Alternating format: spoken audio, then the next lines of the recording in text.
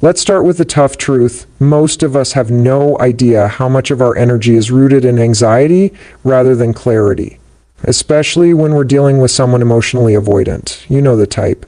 1 foot in, 1 foot out. They pull away when things get too close, but also don't fully let go. You feel like you're constantly trying to decode their behavior while managing your own emotional roller coaster.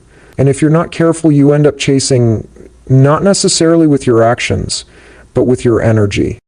This is where we go wrong. The more anxious we get about connecting with them, the more that energy starts to lead.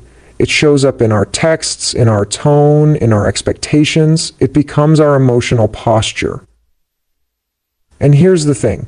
Avoidant people are hyper-attuned to pressure. They feel it like a sixth sense. So the very energy meant to bring you closer actually pushes them further away. That's why the first and most powerful shift you can make is internal. You have to lead with secure energy. And I don't just mean appearing secure, I mean becoming secure. To the point where connection is a preference, not a need for survival. Now, let's unpack this a bit. In attachment theory, people with avoidant tendencies often grew up in environments where emotional needs weren't honored, or worse, were punished. They learned early on that closeness comes at a cost. Vulnerability might lead to rejection, or loss of autonomy. So they built walls. Quiet ones, sophisticated ones, but walls nonetheless.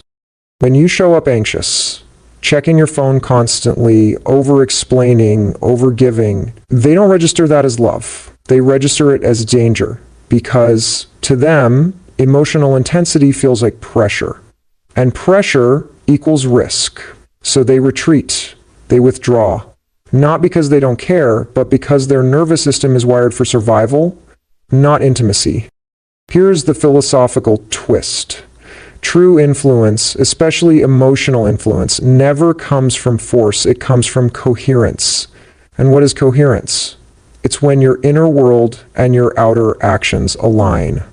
When your self-worth isn't riding on how someone responds to you. When you can offer warmth without needing it mirrored back to feel whole.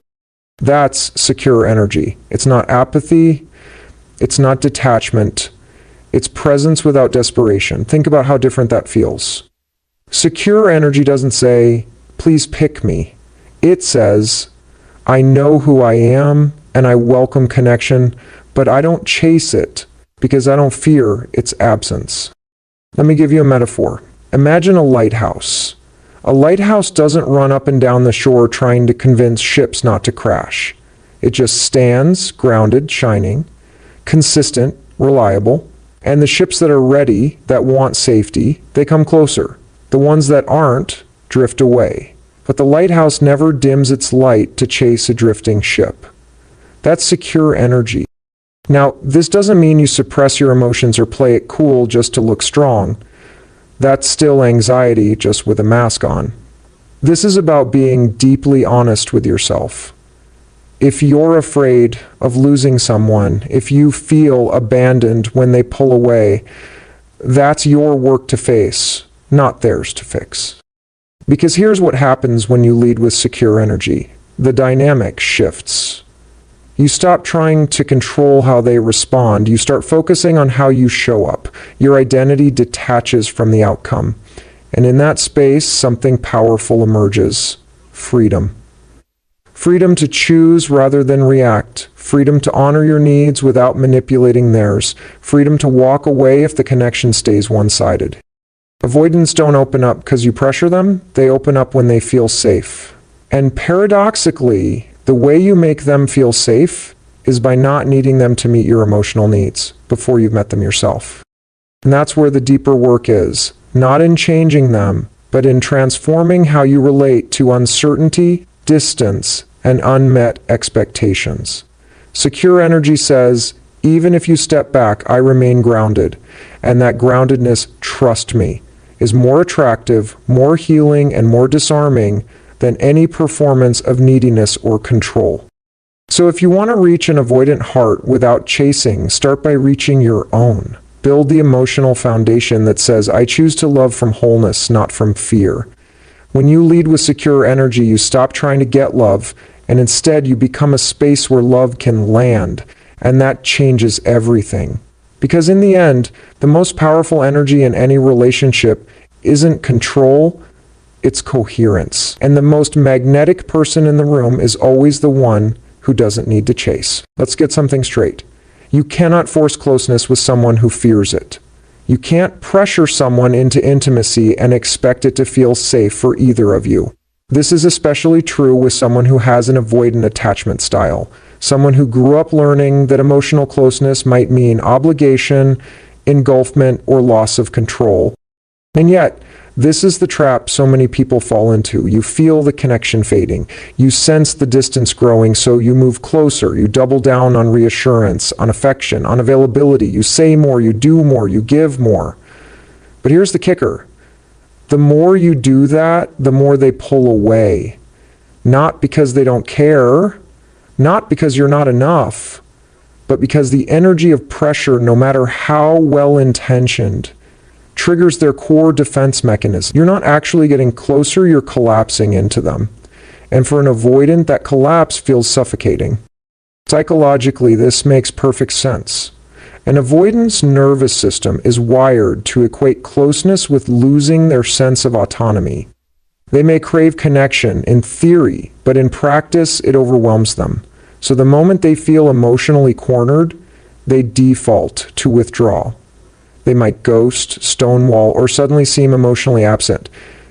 And if you're not aware of what's happening, you'll take that personally. You'll assume you've done something wrong, and that triggers your own fear response, so you lean in harder. And now you're in the chase dynamic. But here's where the shift happens. Space is not a threat. It's the medicine. Real intimacy doesn't come from pressure. It comes from presence without expectation. If you want to reach an avoidant heart, you have to stop trying to get something from them. You have to stop treating space like a punishment or a problem to solve. You have to make peace with the pause. This isn't about playing it cool or doing reverse psychology. It's about genuinely respecting another person's rhythm, even if it's uncomfortable. Because here's the paradox. Space is the very thing that allows someone to feel safe enough to choose closeness. When there's no pressure to connect, the fear begins to relax. And when the fear relaxes, there's room for desire to emerge. Room for them to come toward you, not out of guilt or obligation, but out of curiosity and trust. Think about it like this. Have you ever walked into a store and felt smothered by an overeager salesperson? They mean well, but the moment they hover, the moment they start pushing, your instinct is to retreat. That's what emotional pressure feels like to an avoidant.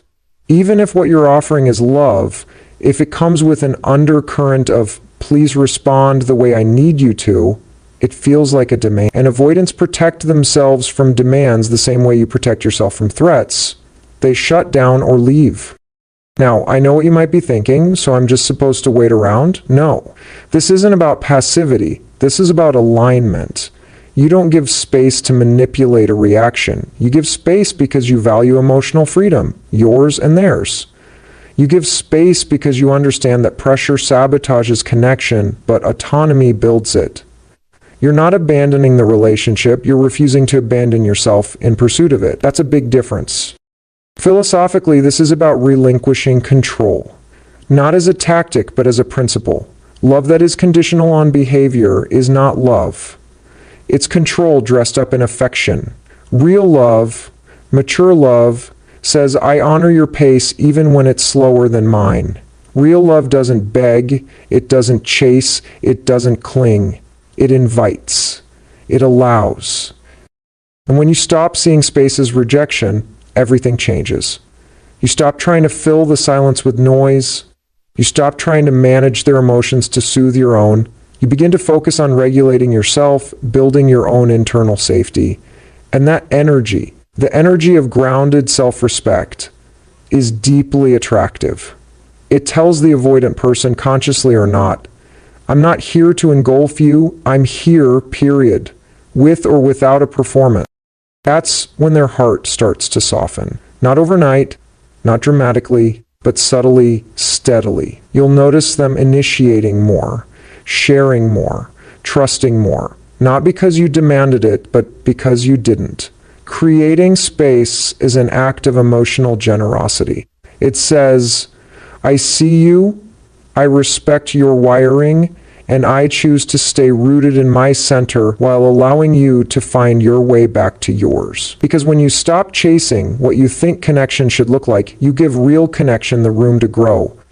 And the most powerful kind of closeness isn't forced, it's freely chosen. Let's talk about the difference between engagement and chasing, because it's one of the most misunderstood dynamics in relationships, especially when you're dealing with someone emotionally avoidant. See, on the surface, they can look very similar. In both cases, you're initiating, you're showing interest, you're reaching out, but under the surface, the energy is completely different. Engagement is rooted in self-respect. Chasing is rooted in fear. Engagement says, I'm here and I'm open.